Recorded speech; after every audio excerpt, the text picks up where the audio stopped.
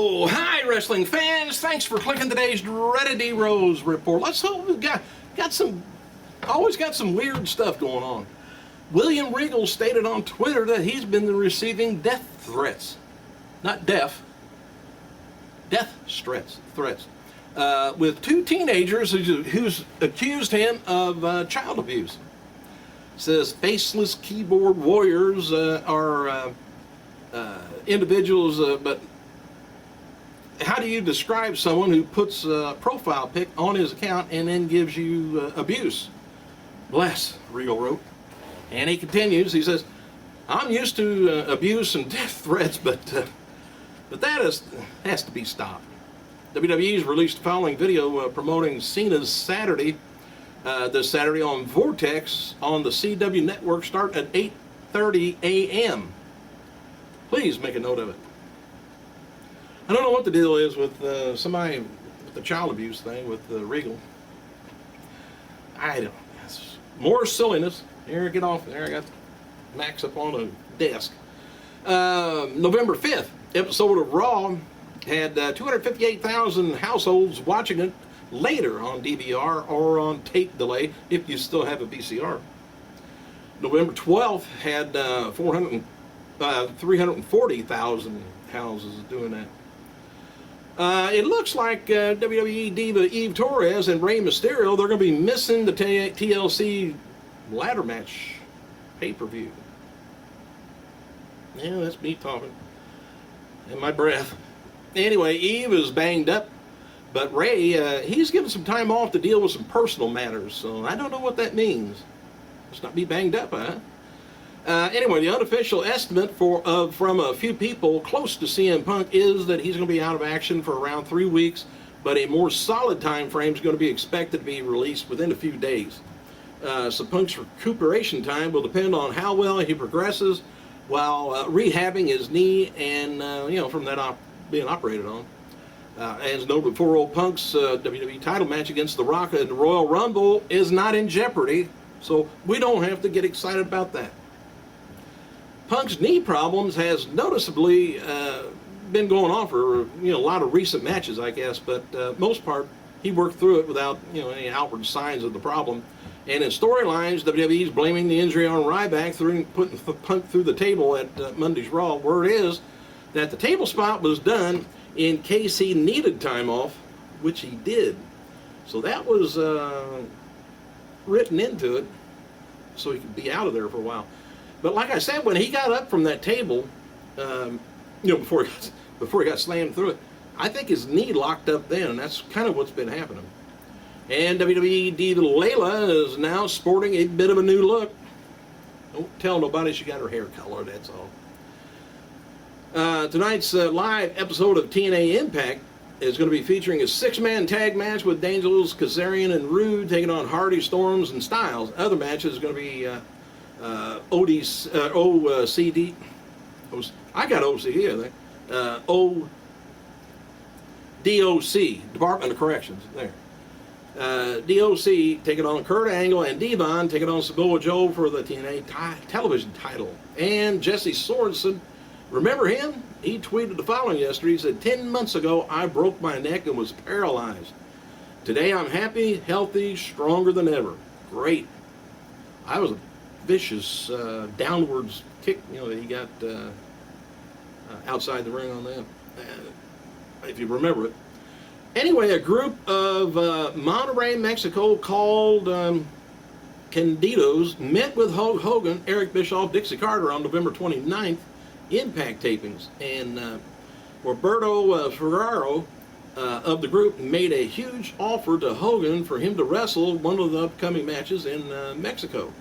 Hogan made it clear that the money wasn't the issue, that there's no way he can wrestle. The group's still interested in bringing Hogan into Mexico, even if it's just for an appearance or ringside role or, just interfere in a match. I'd go for it. That's awful, though, to hear that, he can't do that anymore. At least now, right now. Hey, happy birthday to Hall of Famer Nick Bockwinkel, 78 years old. And on this day in 2003, the wrestling world lost Jerry Tudet. Better known in WCW as The Wall, and in TNA he was known as Malice. He was only like 35 years old. He competed for All Japan Pro Wrestling, I'll get through this real quick, as Gigantus.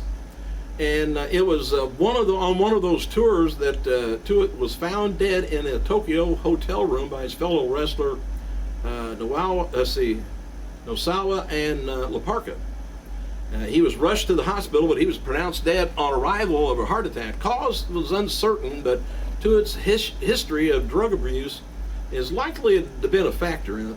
But anyway, Tuit was still very active in the days leading up to his passing, having competed in what would be his final match only the previous night.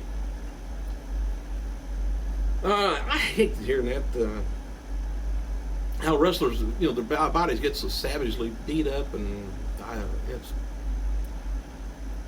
they do it for us, really. And a lot of them just do it for money, too. Hey, Alberto Del Rio recently spoke with Jim Barcelone of the Miami Herald to promote the January 8th SmackDown taping in Miami. Del Rio revealed that his family will be in attendance for the taping, including his father, wrestling legend Don Carlos. Del Rio will be driving a 1965 Ford Mustang to the ring that night, and plans on giving it to his father as a birthday present after the tapings. Hello, I'm your father. Remember that. Yeah, yours too. WWE's Gerald Briscoe, he was... yeah, I know you love it. I'm your father, yeah. Anyway, he was at the University of Minnesota versus Oklahoma State wrestling match this past weekend and scouted two of the best heavyweight wrestlers in the country. Minnesota's Tony Nelson, Oklahoma's Alan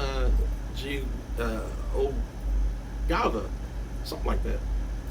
Nelson is a junior defending NCAA champion, and WWE's trying to keep good on relationships with the college, and likely won't make Nelson an offer until after college eligibility expires. And the other guy is from Moscow. That's why he's got a name like that. And a favorite to win the NCAA champion tournament last year, but got injured. Actually, he got hooked up with Oklahoma State through Daniel Cormier. All right, NXT star Johnny Curtis been wrestling as Fandango. Finally got his title shot from when he won, season 4 of WWE NXT show. The season ended March 1st, 2011. His title shot came upon a recent episode of WWE NXT on TV, where Kane and Bryant defended the WWE tag titles against Curtis and Michael McGillicuddy.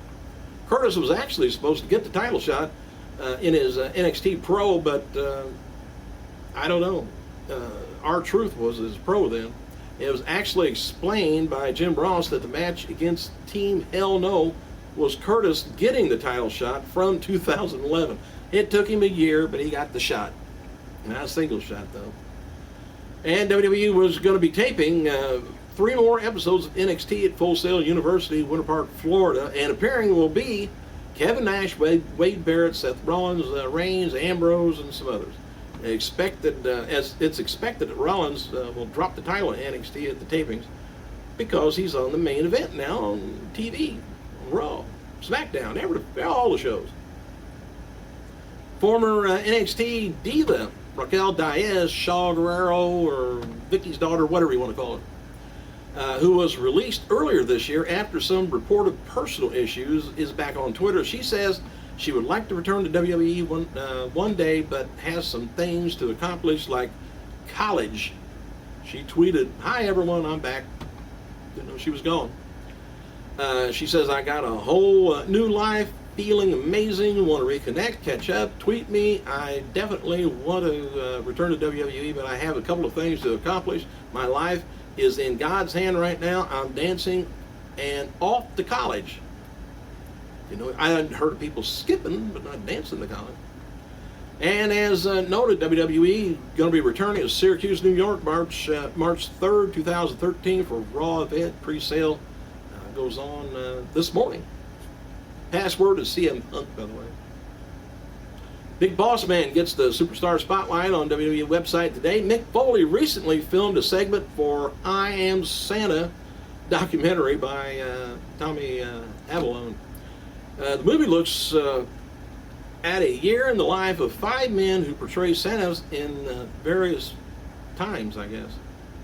Odd. Well, how he gets back in that. He said, I really enjoyed doing the part in I Am Santa. This documentary will be like Beyond the Mat for my younger kids without the blood and tears. Vicky Guerrero, Dolph Ziggler will likely be splitting up for good soon. Despite recent losses, WWE remains high on Ziggler, and he's a total package of work, I guess. Charisma and his promos have gone to a level over last month to this month. A lot better. WWE CFO George Bararo, must be my manager. He participated in the 40th annual UBS Global Media Conference in New York on Monday and said the company is very focused on creating new content, according to this transcript, on seekingalpha.com.